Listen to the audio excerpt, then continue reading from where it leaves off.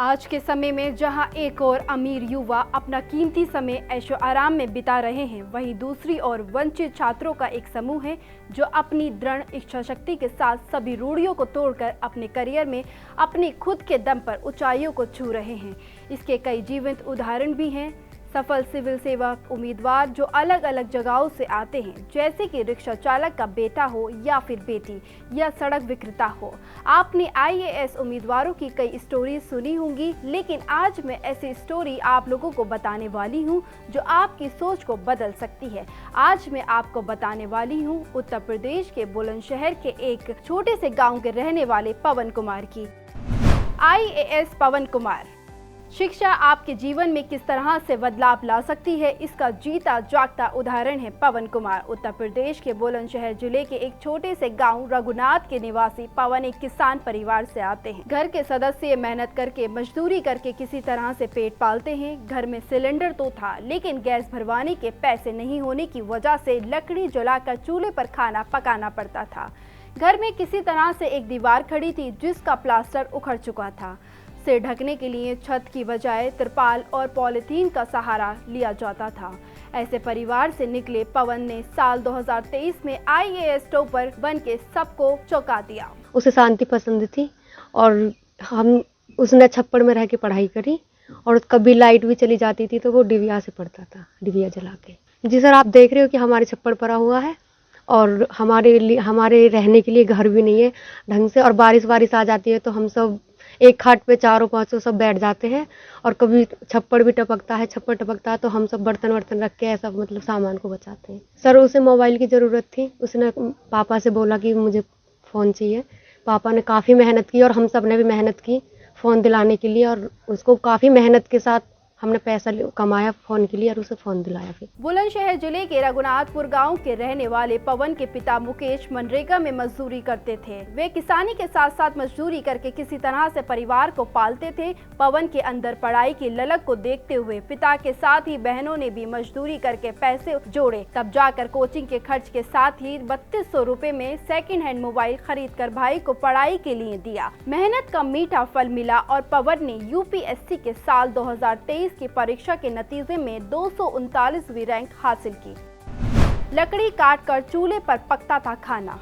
Civil सेवा परीक्षा में सफलता के झंडे गाड़ने वाले 24 साल के पवन की मां और बहन जंगल में लकड़ी इकट्ठा करके लाती थी और फिर चूल्हे पर खाना पकाया करती थी। परिवार को उज्ज्वला योजना के तहत गैस सिलेंडर तो मिला, लेकिन उसे भरवाने के लिए उनके पास पैसे भी नहीं थे। महज 1000 रुपए का इंतजाम करना उन लोगों को भारी पड़ता था। घर में बिजली कनेक्शन तो था, लेकिन ग्रामीण क्षेत्र में बिजली आपूर्ति की कमी रहने से रोशनी का भरपूर इंतजाम नहीं हो पाता था। बड़ी मेहनत करने के बावजूद उसको हमने यहाँ तक पहुँचे लेके, उसकी मेहनत जैसे भी रिजल्ट आया वो सब आपके सामने आया। जब बारिश हुई तो पूरी रात लेकर जाई, हम एक जगह बैठ जाए सगरे परिवार के शुक्र के। मैंने कि बेटा देखियो हमारी क्या स्थिति है। बोले पापा नहीं, मुझे पढ़ना है।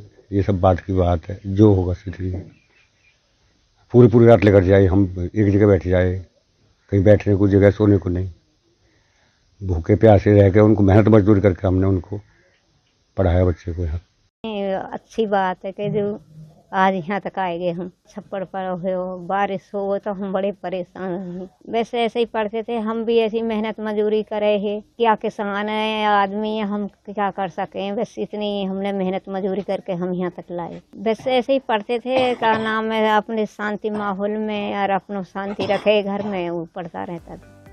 दिल्ली से की सिविल सेवा परीक्षा की कोचिंग। बुलंदशहर के नवोदय विद्यालय से पढ़ाई के बाद पवन ने ग्रेजुएशन की पढ़ाई इलाहाबाद विश्वविद्यालय से पूरी की। उसके बाद सिविल सेवा परीक्षा की कोचिंग के लिए वे दिल्ली चले आ गए। करीब 2 साल महज कोचिंग के बाद पवन ने रूम में रहकर ही सेल्फ स्टडी की।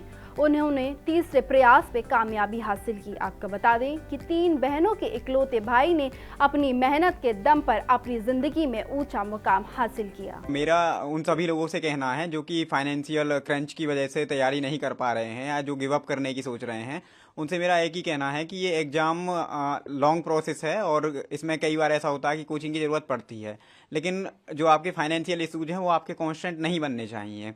आप इसके लिए कई तरह से चीज़ें कर सकते हैं। जैसे एकदम ये नेसेसरी नहीं है कि आप कोचिंग करेंगे तभी आपका सिलेक्शन होगा। तो ये जो चीज़ है ना, ये मिथ है कि कोचिंग करेंगे तभी सिलेक्शन होगा। सेल्फ स्टडी बहुत बड़ा एरिया है और सेल्फ स्टडी पर रिलाई करना होगा। जो कोचिंग करते हैं उनका भी यही रहता है कि 30% उनकी कोचिंग है, बाकी 70% उनको अपनी जो सेल्फ स्टडी है उस पर रिलाई करना रहता है।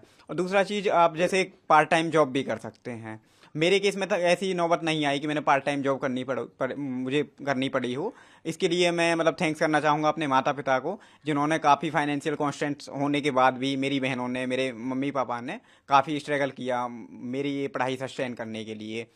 और पर्टिकुलरली इस केस में कि मेरा 2 अटैम्प्ट में नहीं हुआ था, ये मेरा 3rd अटैम्प्ट है। इसके बाद भी मुझे दिल्ली जैसे शहर में स्टे कराना और कॉन्स्टेंटली मुझे सपोर्ट करना, ये अपने आप में बड़ी बात थी। तो फाइनेंशियल रीजंस आपके कांस्टेंट नहीं बनने चाहिए। आप ड्रीम एस्पायर करो और इन ड्रीम्स को ट्रू करने के लिए आप मेहनत करो। और जो फाइनेंशियल कांस्टेंट्स हैं उनको ओवरकम करने के लिए आप कई सारी चीज़ें, आप अपने दोस्तों की हेल्प ले सकते हैं।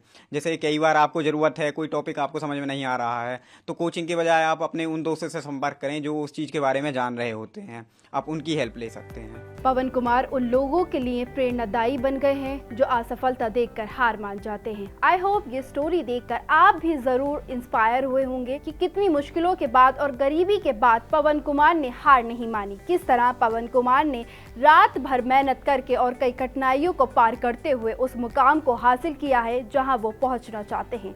इसी के साथ मैं आपसे लेती हूं विदा। तब तक देखते रहिए अतिया फाउंडेशन।